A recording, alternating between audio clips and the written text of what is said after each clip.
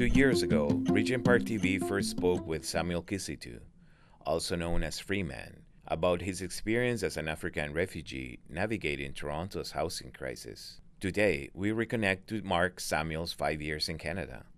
He shares how he has built deep ties to Regent Park in downtown East, advocating for refugees and highlighting the urgent struggles many face in the city. This interview comes as Toronto faces 107 million shortfall in refugee supports, a gap that puts local shelters and community programs under severe strain. Samuel reflects on his personal journey, the resilience of Toronto's African refugee community, and the present need for action. Stay with us for the full interview.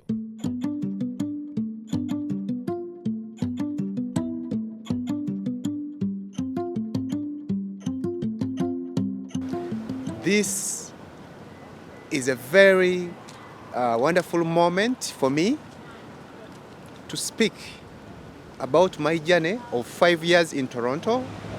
Part of my journey, I shared it in the Regent Park TV when we had an interview. Was it 5th of December 2023? We had just finished a few months from January to December. We were just in a very serious refugee housing crisis in Toronto, whereby many of our fellow African refugees were on the streets. So I was part of the contributing voices that worked alongside other organizations, African-led organizations, including Dominion Church, to get the refugees out of the streets, to house them in churches temporarily, and we later evidently witnessed the role of the city, the role of the provincial government, the role of the federal government coming in. We appreciate that, and that's going to be part of this story. My name is Samuel Kisitu again. I am a father of 5 children. Oh my God, God should give me a fifth child. But actually, I am a father of 4 children right now. The amazing part of my story is that when I fled Uganda in 2019 and came to Canada, I prioritized on the hope in Toronto. The hope that I will find a refugee and start again. When I came to Canada, I fled with this medal. It's Nalubale Medal of Honor. It's given to civilian veterans that fought the 1980-1986 war that brought President Museveni to power. That is a backstory of the people's resistance struggle. My father, as I've always mentioned, were part of the civilians who fought in an armed struggle in the Luwelo Triangle Bush War to bring President Museveni to power, hoping that he will change the nation from where it was to become a better Uganda. 40 years later, we have the greatest or the longest serving dictator.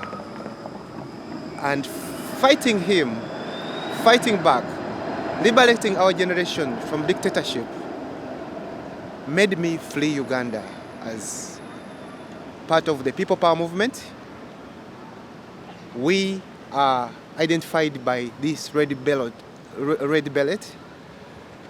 Not that we promote militarism, no. We're actually imagining world making beyond war making. Back home, there's continued dictatorship, colonialism, militarism, mention it, that is making our people slaves in their own countries. At the same time, those of us who have fled, we're continuing to bear the brunt of systems, colonial systems and capitalistic systems that have hosted us. We have no say. And that is how we end up on the streets. The times require contributing voices, and that is why I come to you. Like I'm coming to you today. Due to my work, I learned volunteering with the Regent Park Neighborhood Association. I happened to learn about the Daniel Spectrum, where they have their offices. As a volunteer at the Regent Park Neighborhood Association. At the same time, that is where I met Regent Park Focus Media, also operating the Regent Park TV. Meeting Dimitri, who was retired, was very, very, very heartwarming and fulfilling, because he welcomed me and he provided me with a camera and a microphone to say something. Many times we are not seen, we are not heard, we are not celebrated. When I came here in 2019, September, with the referral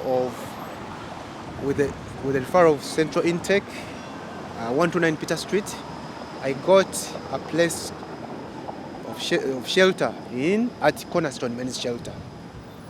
I stayed there 2 months, trying to navigate through the help of OW. I found a place to call home around the areas of Jen and Fiji. So, but with this help of Ontario Works, I got a place costing $750. And actually that time, Ontario Works was giving me $633.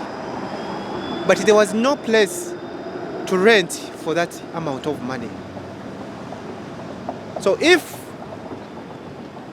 the housing cost could not allow me find a place of 600 as my housing worker had assigned me to look for one, the cost of housing today for a room which was, has almost doubled. But the money for Ontario Works has not increased. So there is always increased standards of living in Canada but not backed by income, because the employers are continuing to cut these jobs. So many people want jobs. In fact, the thing is that there are many, what is it called, whereby there are many employees looking for jobs with a few jobs available. That is what happened. And that's what happened to me in the early 2020, before COVID came, January. This place I was renting, I couldn't sustain it. And I was at risk of eviction. That's when I went to Pastor Eddie Jomba, who was the senior pastor of Dominion Church that time, and asked him to find a space in the storage to just put there my mattress and and sleep. No comfort, because I needed to support me as a newcomer, a few months after arriving in Canada, at the same time support the people I've left back home. So, in the month of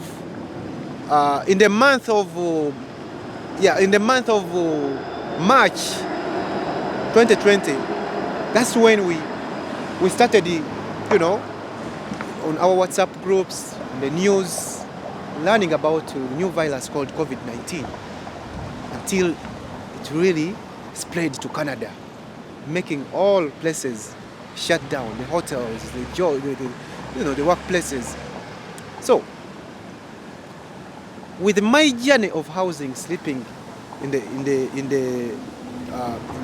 church, I took an assignment of learning the resources available. The resources which are available around the housing, and that is housing programs. To learn about Co-op was not there that time. There was another housing program. Is it called TPAP?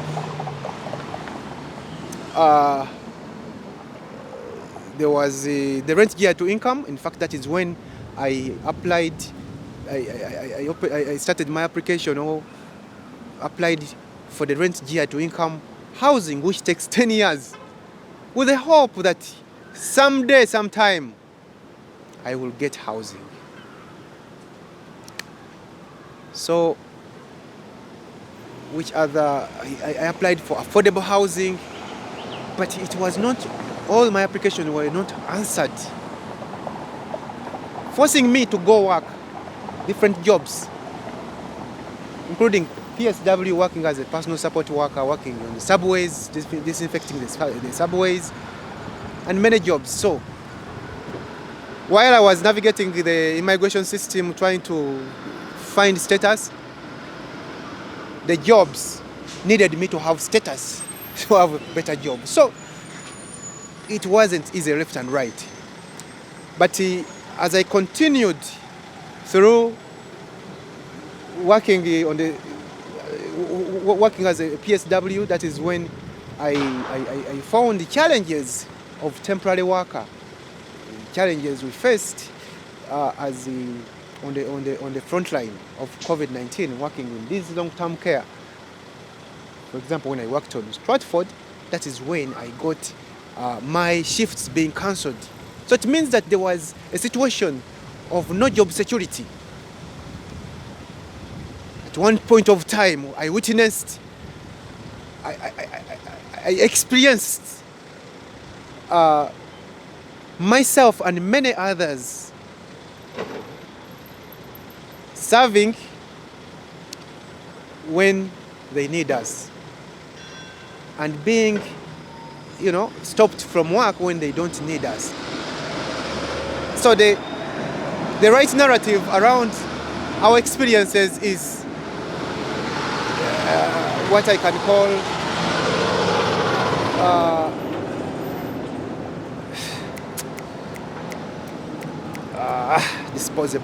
disposable workers,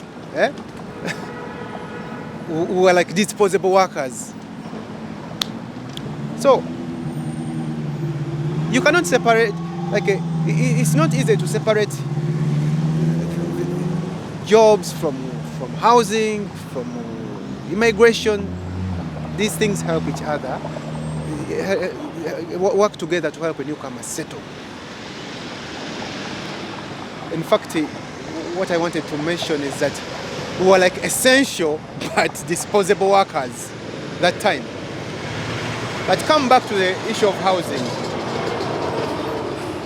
During these years, 2020, 2022, I asked myself, if I am struggling alone, what will I do when my family joins me? I went to this housing worker of the Cornerstone Men's Shelter to ask him what I can do to get immediate housing. Now, this is like what we go through to learn how these systems work, to learn to navigate housing, immigration, finding jobs. He told me that, you know what?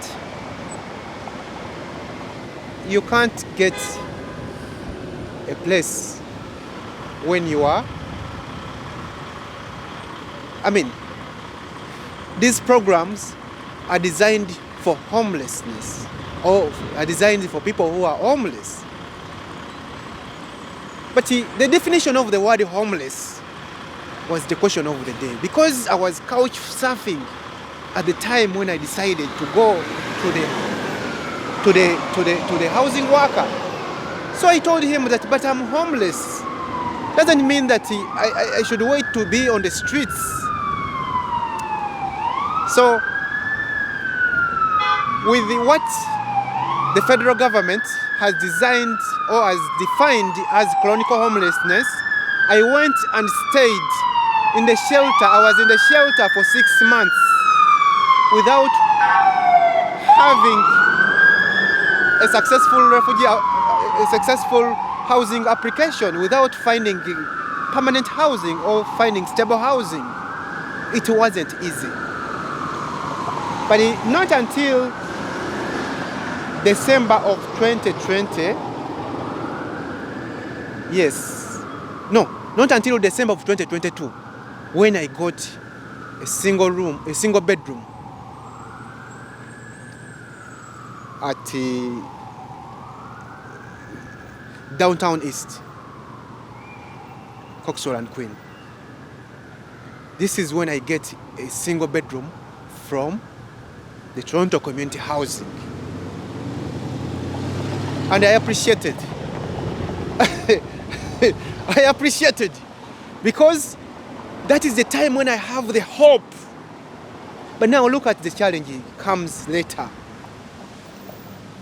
I get this place December of, it was December of 2023 when I got housing of 1-bedroom apartment from the Toronto Community Housing Corporation. I have 1 bedroom. I am expecting to have a reunion of my family. 3 children and my wife. So 3 children and 2 adults, that is the number of 5. To be sharing 1-bedroom apartment, that is breaching the bylaws of Toronto Community Housing. Now, in my experience, navigating from finding my personal housing to finding family housing became a key issue. As I celebrated my family reunion, receiving my family members from Pearson Airport on the 30th of May, as receiving my family from Pearson Airport on the 30th of May 2024. My brother, as I was very happy to receive my family, I didn't know that I am in a new beginning. I am starting another journey, a battle to house my family. Why? The law says the family of 5 cannot stay in a 1-bedroom apartment. If you have them in this 1-bedroom apartment, you're going to lose your rent gear to income housing. My job cannot allow me to have a 3-bedroom apartment or house for 5 people, as it is stated, because there is 2 boys and a girl. So my friend, when you ask me about my experience with housing, it starts small with finding an individual housing, and then the problem spreads into the family. Can you imagine? How and why? Because the system is designed with laws that cannot bend, even when the children need to be prioritized. Because I thought that maybe they will understand that these children need to be housed. I had to take my family to 129 Peter Street to help find a family shelter. There was no family shelter at that time. Now, imagine people who have been waiting to meet their dad. The children have been waiting to meet their dad. My wife was waiting to meet me, her husband. You get the point? They come to find me with issues of housing. So now, what was a family reunion become a family separation. Why? Because of the bylaws. That's when I go through, from the central intake at 129 Peter Street. They told me there is no shelter, we can't help you. Take them where you are sleeping. Where I'm sleeping, they are saying that 5 people cannot, it is well documented, 5 people cannot stay here.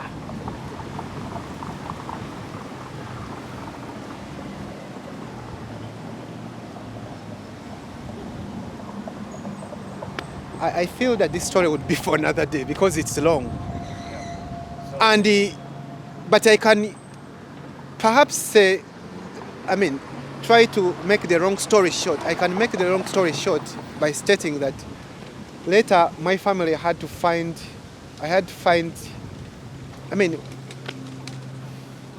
didn't want to mention the conflict we had at the time when we have to embrace each other's human connections, to feel each other. Separating, family finds space in Misaga thanks to Peel Family Shelter. I have to thank to Peel to so many refugees due to the crisis they have. They are hosted by this new shelter in Peel. Big credit for the provincial government and the federal government for funding the Peel, the refugee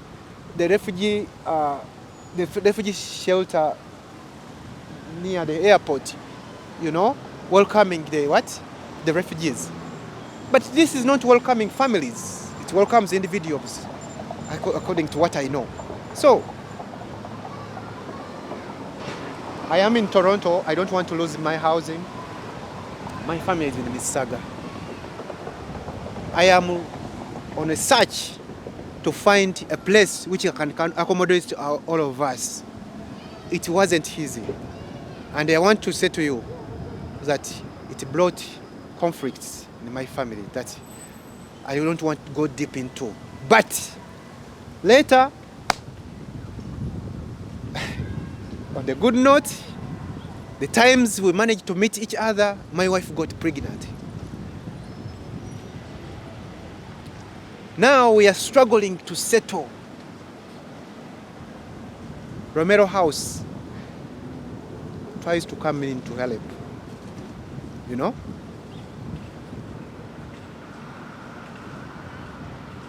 The bridging program of the city of Toronto tries to come in to help. But the need is high. Because of the less funding in these shelters. Every shelter is filled up to capacity. I can recall when I slept in the church alone at one point of time at Dominion Church, at the door of Dominion Church, because I was part of the volunteer team, we had to put up an announcement that we are full to capacity. So, while we are funding the police to come in when there is family conflicts, to come in when there is issues happening within us as individuals or families or community or society, especially the African diaspora, would rather empower grassroots organizations to help us, because I have witnessed directly, I have the lived experience of what it means to find a place as an individual and to house a family. The stress, the depression, the trauma amongst us as the children, the wife who is pregnant and myself, was too hard. It wasn't easy to navigate this without the church. Dominion Church came in. I remember the leaders at Dominion Church came in to help. I remember the other mosque, Uganda Muslim Association of Canada, came in to help. Man, when I was helping to help people go out of the streets, finding churches, I didn't know that one day it will be my family in the same shit, the same situation. Sorry for the language. 2 months ago, my wife gave birth. So,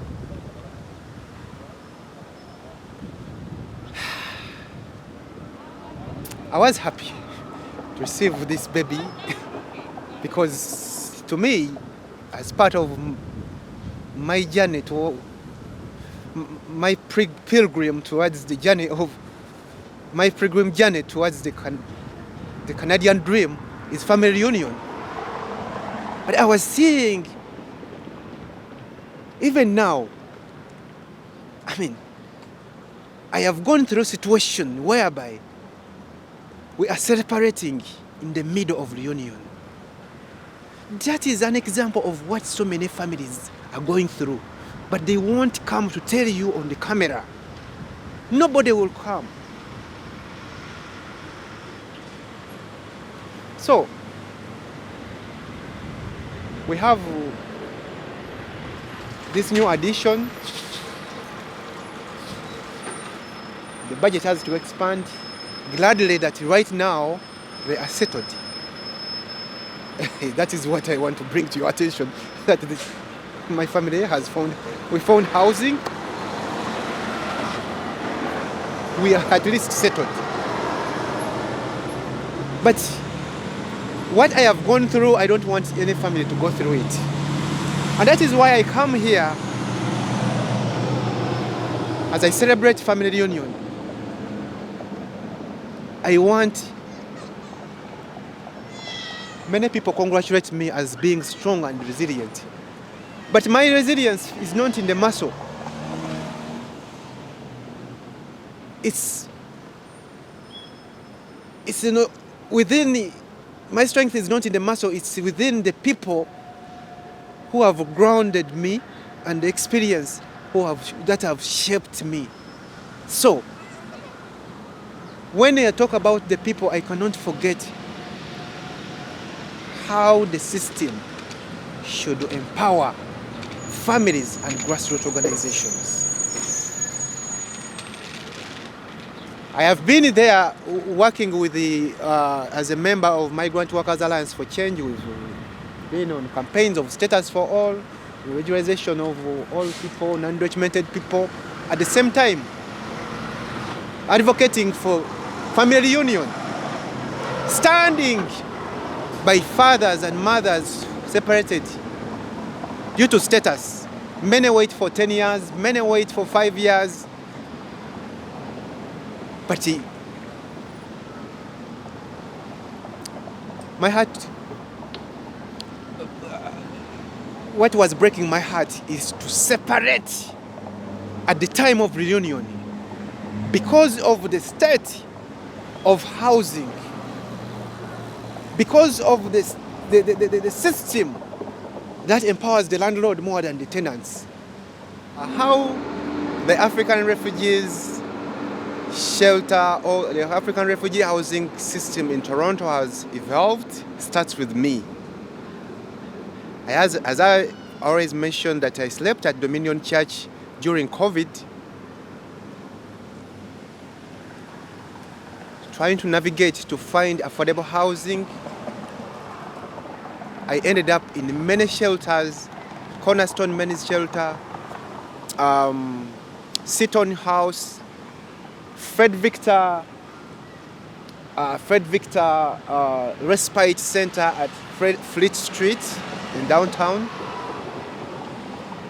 Yes, I am one of those with lived experience around homelessness.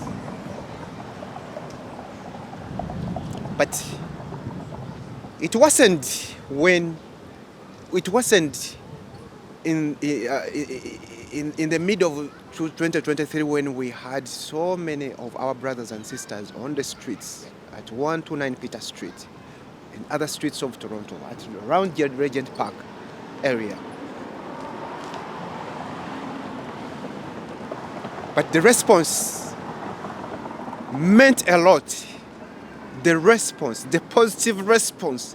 And I want to use this opportunity to appreciate the role of the churches, including the Dominion Church International Toronto, including the other refugee settlement organizations like the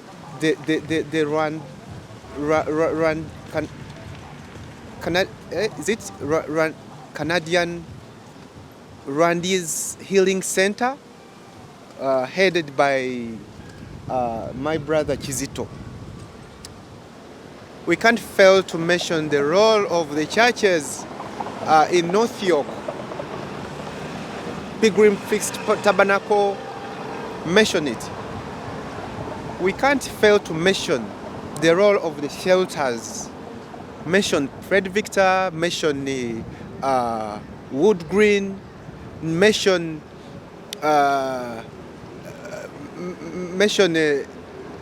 Regent Park Community Health Center. I can't mention, the list is endless. Mention the Muslim, because when I talk about the churches, there were also the role of the Muslim community. We have a mosque, which is the Ugandan Muslim Association of Canada at Weston Road. They also opened. We were all in.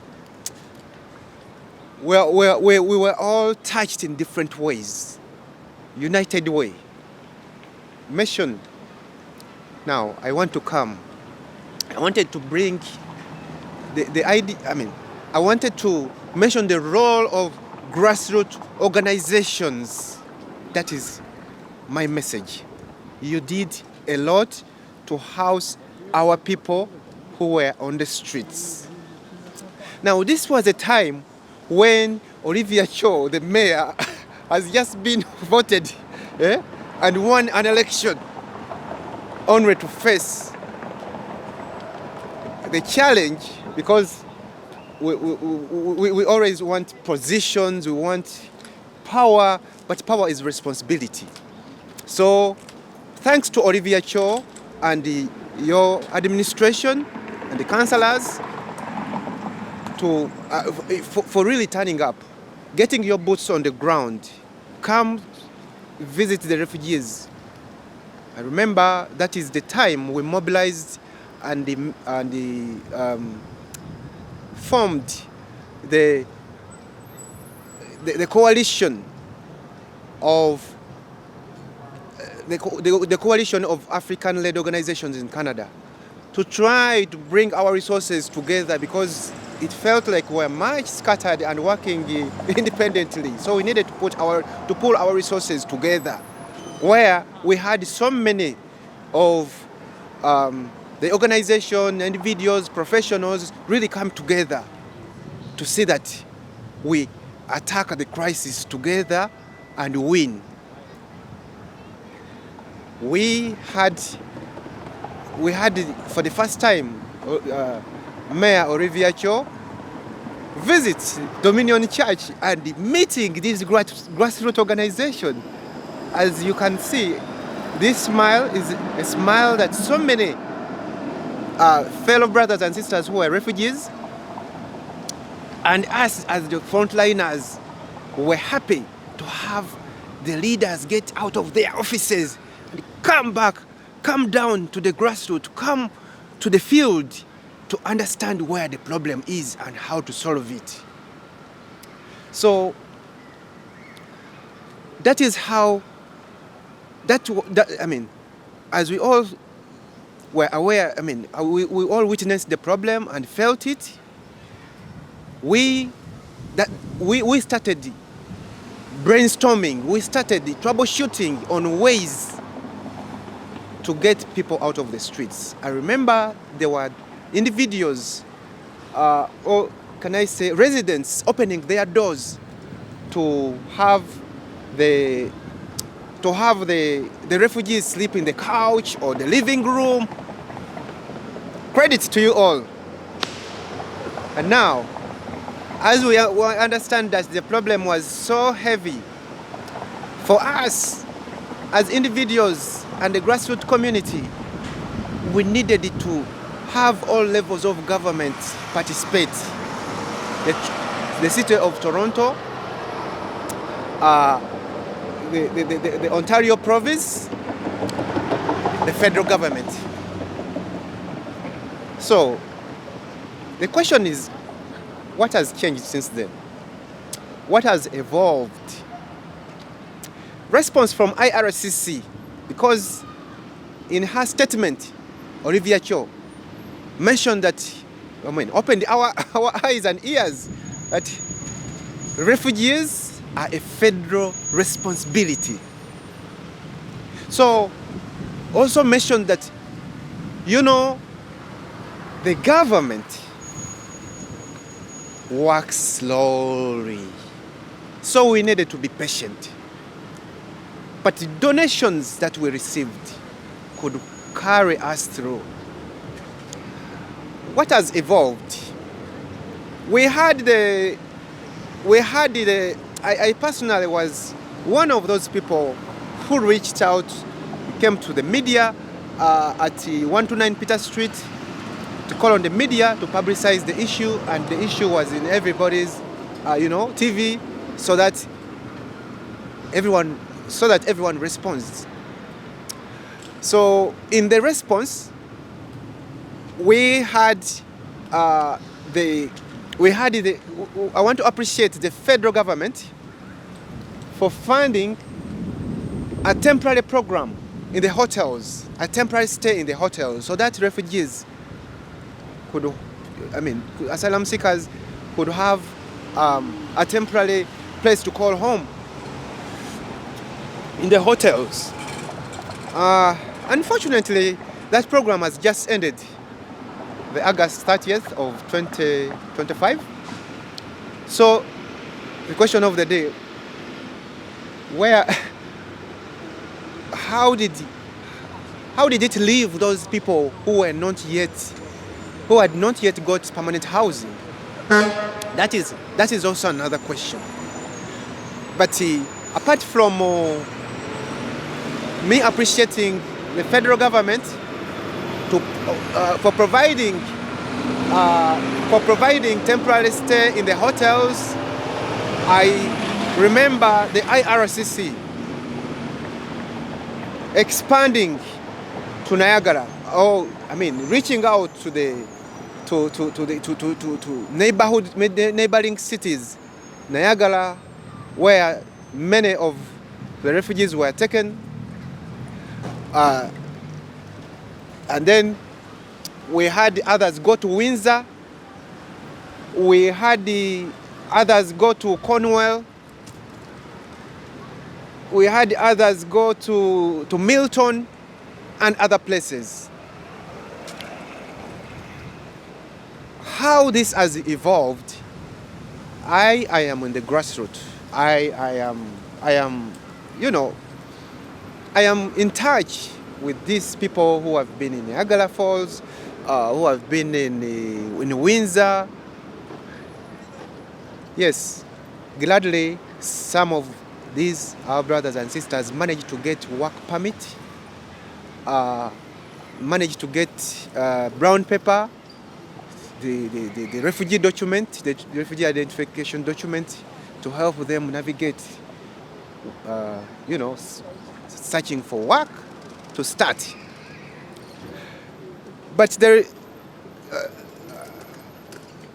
it hasn't been easy, because the federal government has designed this temporary stay to be only 6 months. The question of the day: can a refugee be settled in 6 months? We have run to Canada, a sanctuary country, a haven for those in the need of refuge. But all of us are responsible, including the government, to keep that legacy alive. To keep answering the question, is Canada still a safe haven for refugees? Is Toronto still a sanctuary city where refugees can begin again, as once the mayor said that Toronto is a place for new beginnings? This question, you can't answer it without acknowledging the role of government funding. The interim housing assistance program that the federal government funds, it has come to our attention that 107 million is going to be cut out of the state of Toronto's budget. I mean, out of the money that the federal government funds Toronto City, 107 million is going to be reduced. That's a hit hard on us. That is a slap in our face.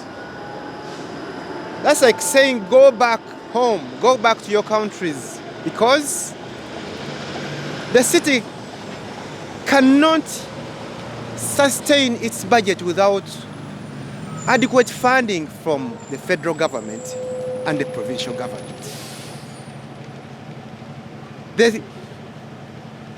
In Uganda, where I come from, the Buganda Kingdom, we have the fireplace.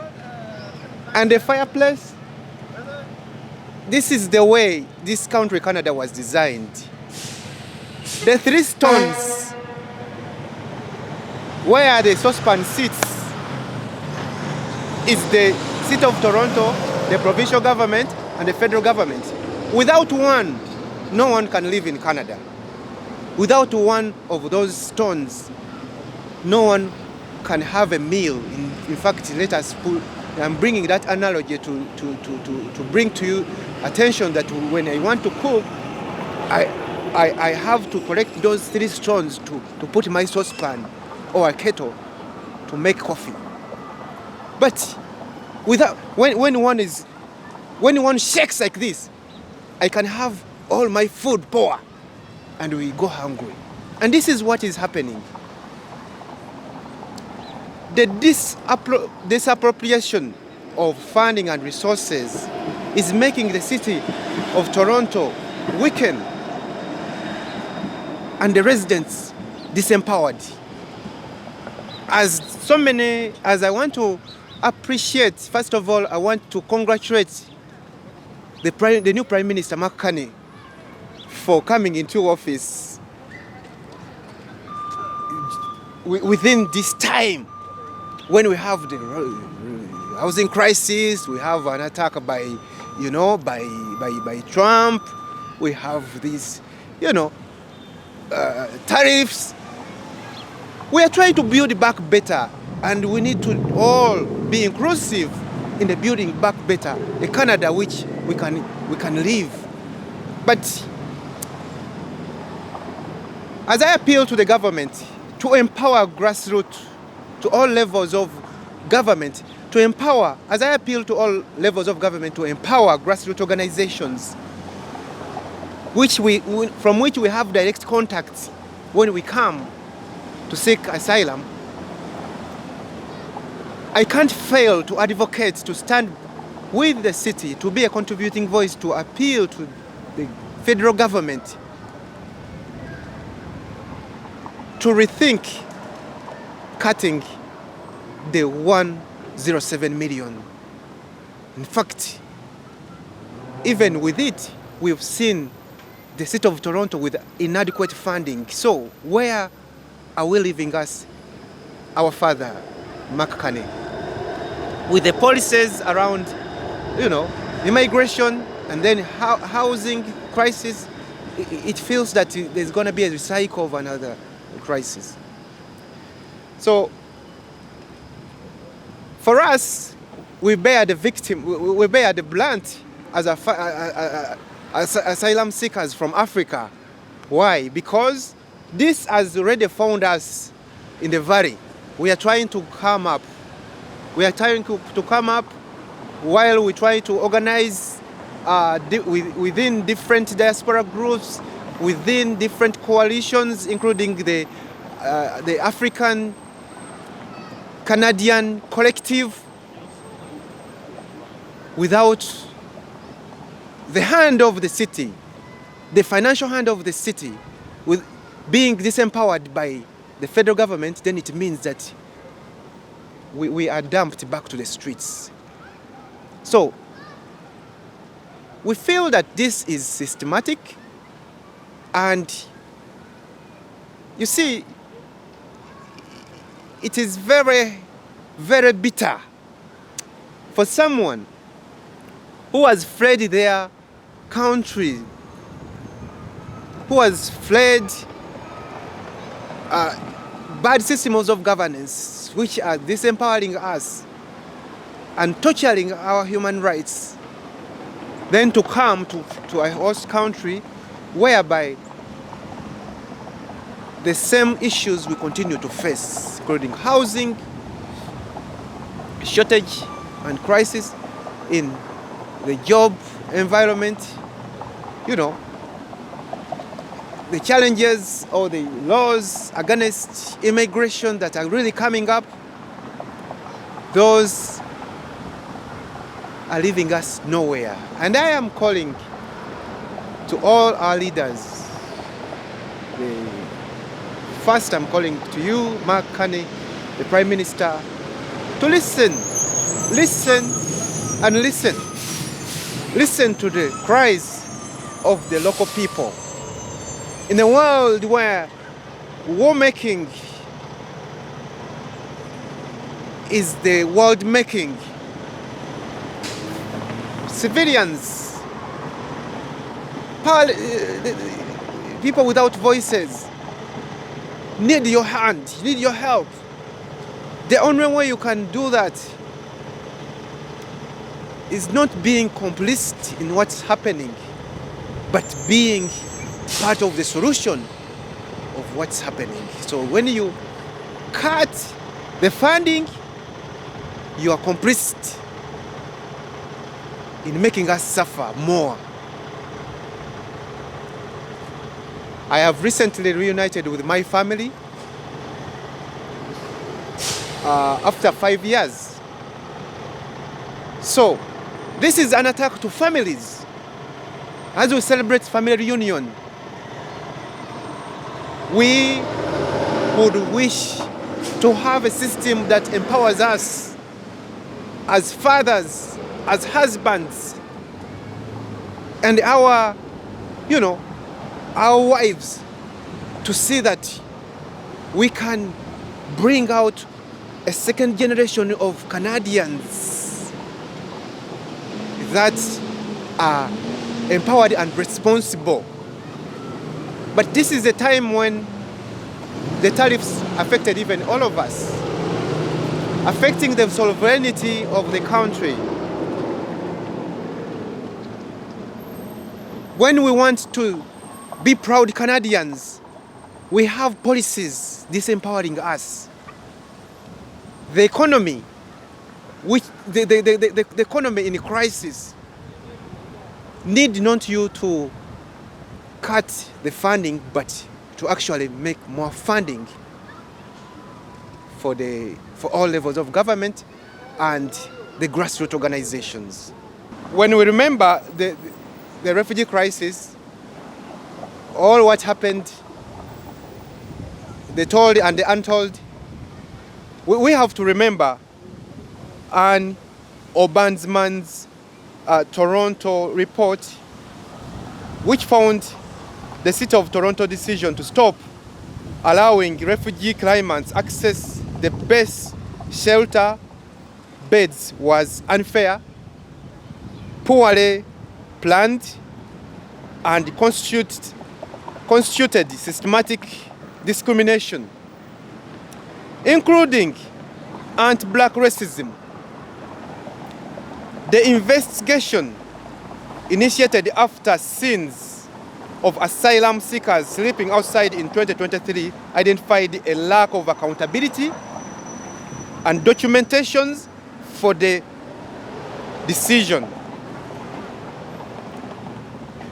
I want to say that if the mayor is stuck, let the mayor, Olivia Cho, go and read the Ombudsman's report and recommendations to address the unfairness and discrimination that was showed. It's also unfair to have more funding to the police when the people are on the streets. Now, the reality is that to reduce, when we see the work of the police is very serious when families have, police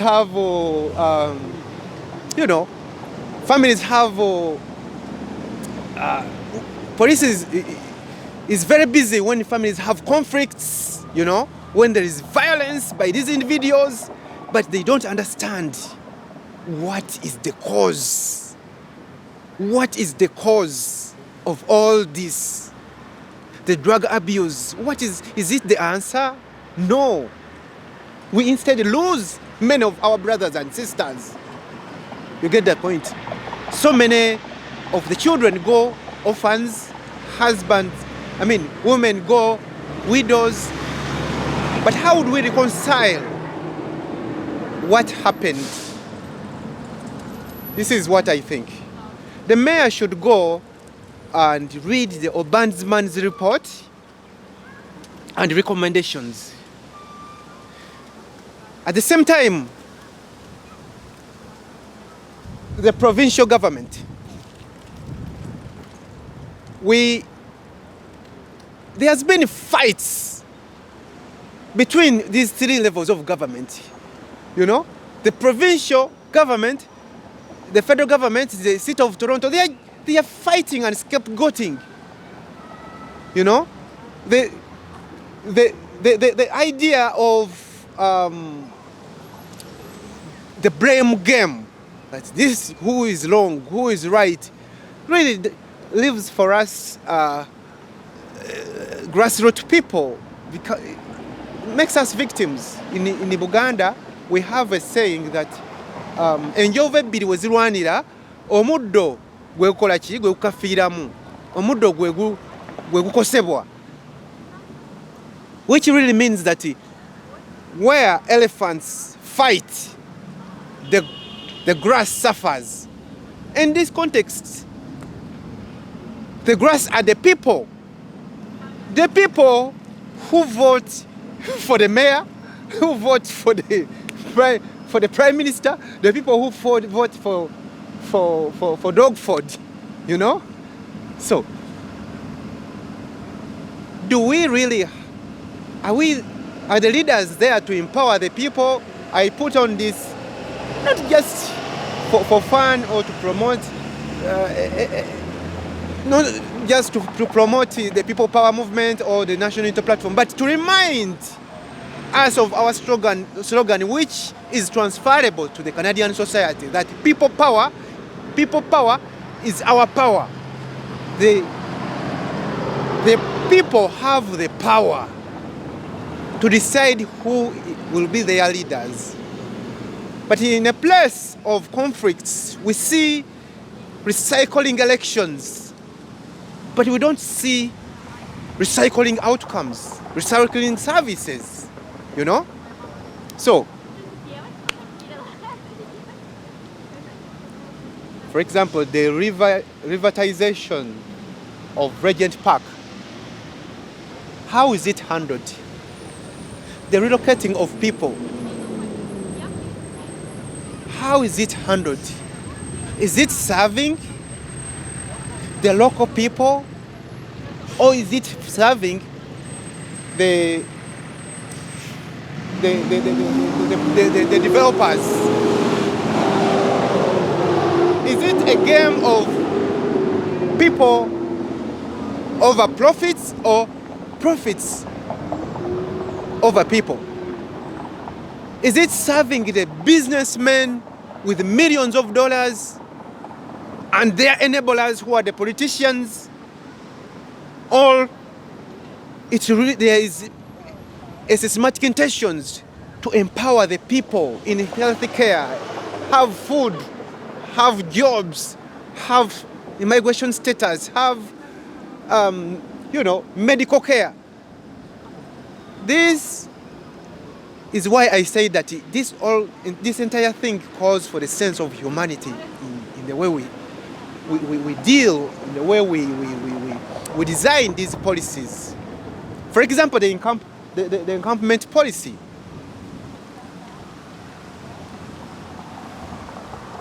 Are we helping people to get out of the streets and have permanent homes? Or these same people are getting out of the streets to meet evictions? And what is the law on evictions? Is it promoting the landlord or promoting the tenants? Speaking as the tenants, the Toronto Community Housing, speaking as the member of Toronto Community Housing Tenants Advisory Committee, where I am a member, is the tenants law promoting the landlords or promoting the welfare and the homeliness of the families and individuals living in Toronto, or they are even chasing them away? So there's a need to reflect for every civil society organization, for all the three levels of government, the City of Toronto, the provincial government, the federal government. As we look at those high-rise buildings, let us not admire the colors and what. Let us remember that there are people who are looking for homeliness. As we look at the numbers of the people crossing the countries, whether USA or crossing from different borders, let us not just count the numbers. Let us know that these are people's livelihood that wants to live the next day, to live today and tomorrow, and their children. Today, as I reflect on my 5 years, I can't forget why I named myself Freeman. I named myself Freeman because I came with these high hopes that I am going to the land of freedom.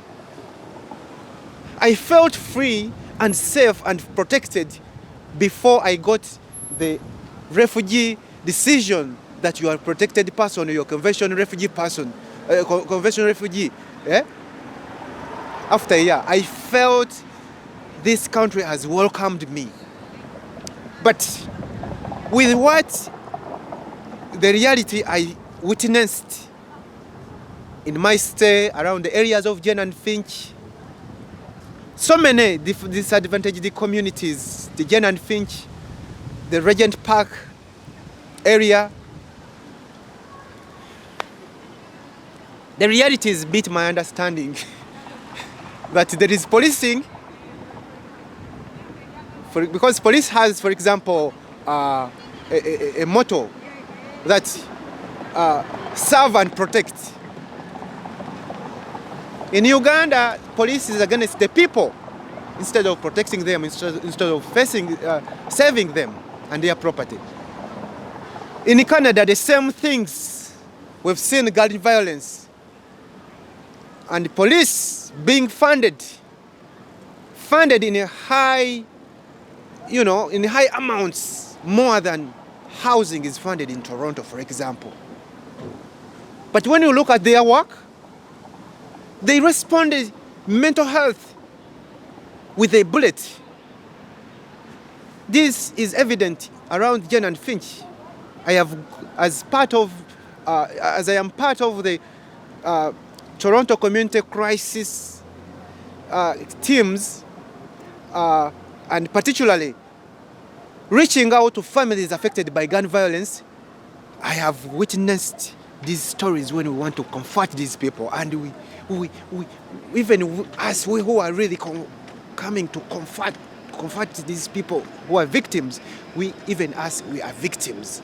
So this recycling trauma from home to the host countries where we find hope is really heartbreaking. So, and it is systematic, because when you look at the data, you'll find that the places that we come into as, for example, people from Africa, you look at the African Caribbean diaspora, those are the places which are more affected by these systems. I mean, these affected by the disappropriation of funding, disempowered the grassroots communities. So we at the time when we have to build again, to say that we find a hope. And the most important part of the story, which is not mostly talked about in these while they are creating these policies, are the simple things. Number one, love. Love. Number two, care. Number three, compassion. Number four, empathy. But most importantly, humanity. These are parts of the pillars of a better home, a safe community, and a better nation. If these people, because I know that every leader, including Mark Carney, has a family. The way the Prime Minister Mark Carney wants his children to be treated, that is the same way a refugee's family, children should be treated. Children and the women, the wives, they should be treated. But it's not the reality. It takes us back to the teachings of Nelson Mandela, the preachings of Ubuntu. I am because you are. And most importantly, it goes back to remind us the saying, what Desmond Tutu said, that if you are neutral in the face of injustice, you are siding on the side of the oppressor. So those who have listened to me, those who are watching this, take it in a very personal spirit to be part of the solution to what is going on. Spread the message. Fund grassroots organizations. Fund grassroots media organizations like Focus Media or Regent Park TV, because these amplify our voices so that you can listen to me, so that you can know my needs and work to attend my needs. Thank you very much.